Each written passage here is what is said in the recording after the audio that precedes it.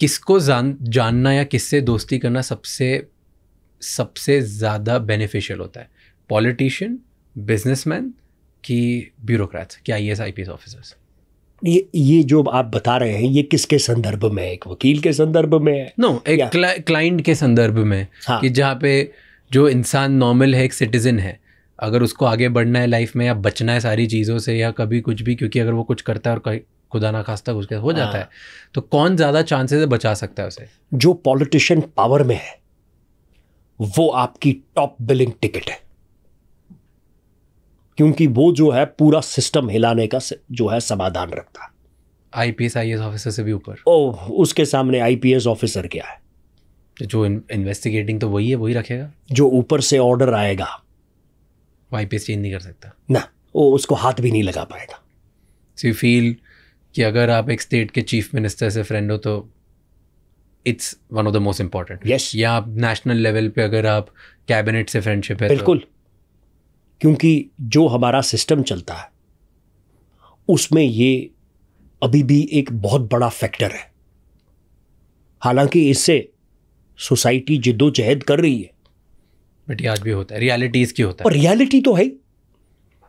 And how much power do you think एक local MLA या local MP hold करता है?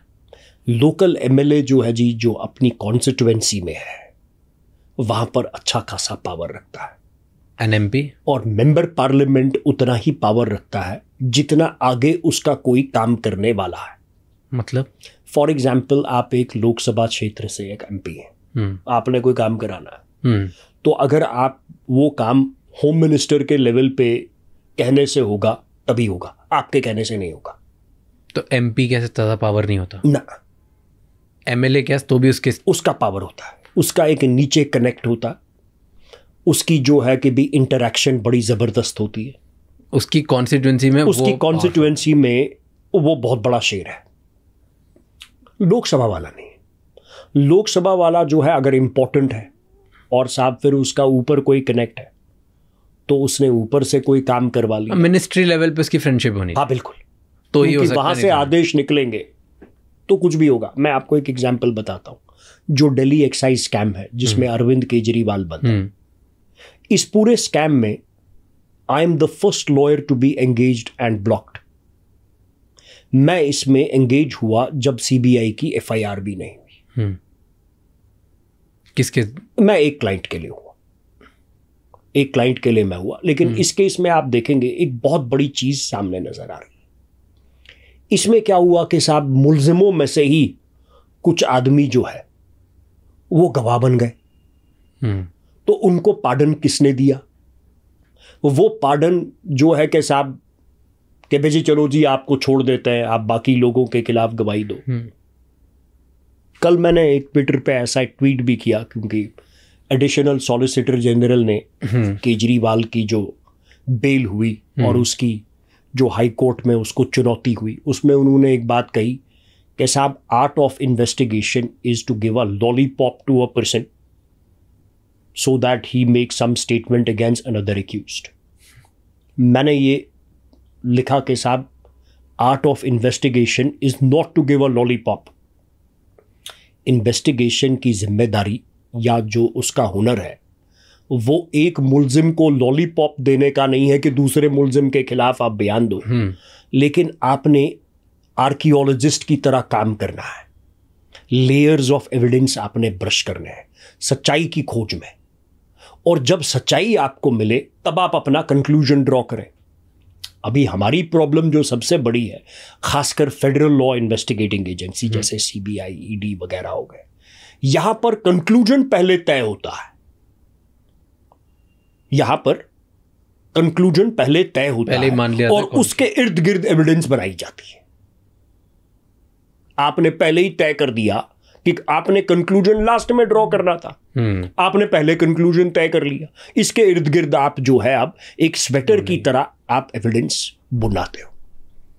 और जब आप इस तरह की हिमाकत करते हैं या इस तरह का अप्रोच लेते हैं तो अनिवार्य आपका केस बिखर जाता है, because any good defence lawyer will find 2-4 chinks ही मैंने आपके केस में निकालने। देखिए, हम केस, कोई भी आदमी बेल पे केस नहीं जीतता, हारता। केस का जीतने का मतलब है कि जिस दिन आप कोयले घोटाले में, दिल्ली एक्साइज स्कैम में, जिस दिन आप मुकदमा कन्विक्ट करेंगे तब आप केस जीतेंगे। सॉरी, अगर आप तब केस हार गए तो ये बेल आपके लिए बेमाने है कि आपने 1.5 साल जो है जी चीफ मिनिस्टर को अंदर रख लिया या डिप्यूटी को रख लिया, ये सब जो है बेमाने है। अल्टीमेटली आप सोसाइटी को क्या बेनिफिट देंगे? You get the benefit, society gets a benefit by a good conviction rate, that if somebody committed a criminal offence, मैंने जुर्म किया, किसी ने जुर्म किया, आप जुर्म को साबित करें तभी तो समाज को इंसाफ देंगे। अगर आपकी कन्विक्शन रेट 8% है, ईडी के केस में तो आप मुकदमा ही नहीं चला रहे। किसी भी लॉ एनफोर्समेंट एजेंसी को जो समाज है ये दायित्व नहीं देता है कि साहब आप अरेस्ट करें और अरेस्ट के ऊपर जो है मुर्गी की तरह बैठ जाएं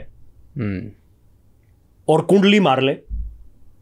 आपका दायित्व है कि साहब अगर किसी ने मनी लॉन्ड्रिंग करी तो 6 महीने में उसकी सजा करके दिखाओ, चलो साल में करके दिखाओ।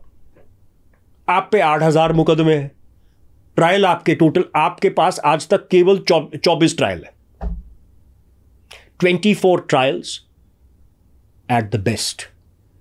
आई was reading a stat recently, क्योंकि मैं एक सीबीआई के साथ, सीबीआई चीफ के साथ मैंने पॉडकास्ट बनाया था, एंड उसी के टाइम पे मैं स्टैट देख रहा था कि सीबीआई एंड ईडी के इंडिया में conviction rate less single digit में। ईडी का तो हो ही नहीं सकता, क्योंकि ईडी तो मुकदमा ही नहीं चला रहा। ईडी के किसी केस में तो गवाही शुरू ही नहीं है। Percentage wise it's in single digit. That is because what am I telling you, मैं आपको क्या बता रहा हूं, जो ऊपर से ऑर्डर आया, ऑर्डर ये आया कि मुकदमा चलाओ, आदमी को बंद करो और मुकदमा मत चलाना, क्योंकि आदमी अंदर चाहिए बस ना, कि आदमी अंदर चाहिए। क्योंकि अगर आपने मुकदमा चला लिया, जो डिफेंस के लॉयर है वो तुम्हारे कपड़े फाड़ देंगे और मुकदमा आपका खत्म हो जाएगा। क्यों? क्योंकि उनके पास अच्छे लॉयर्स नहीं है क्या? नहीं, क्योंकि उनके पास केस ट्रम्प्ड अप है और कहीं ना कहीं वो बिखर जाएंगे। तो यू थिंक ये आप किसको डिफेंड कर रहे हो इसमें?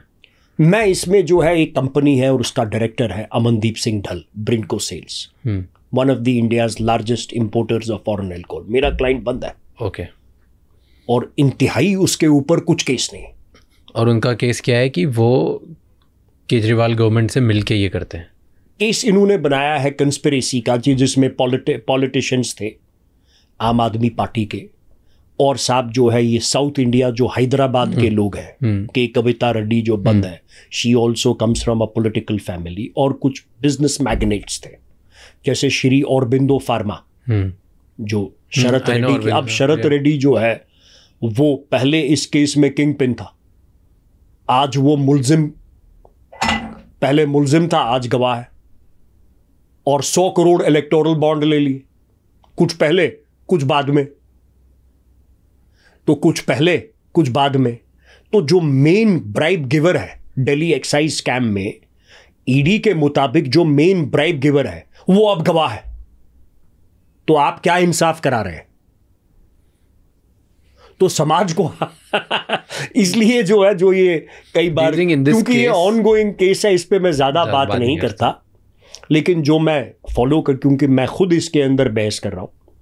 But do you think in this case एक डेंट हुआ है आप गवर्नमेंट को, अरविंद केजरीवाल को? देखिए, जो आदमी अरेस्ट वेरेस्ट करा तो कुछ ना कुछ डेंट तो होता ही है।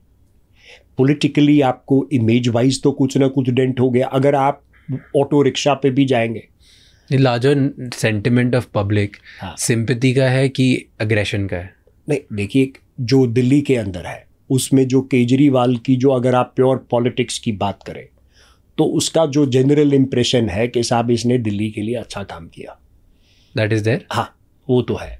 कई लोग ये भी कहते हैं नहीं, कुछ ना कुछ तो शराब कांड में हुआ ही है, तो बंद है।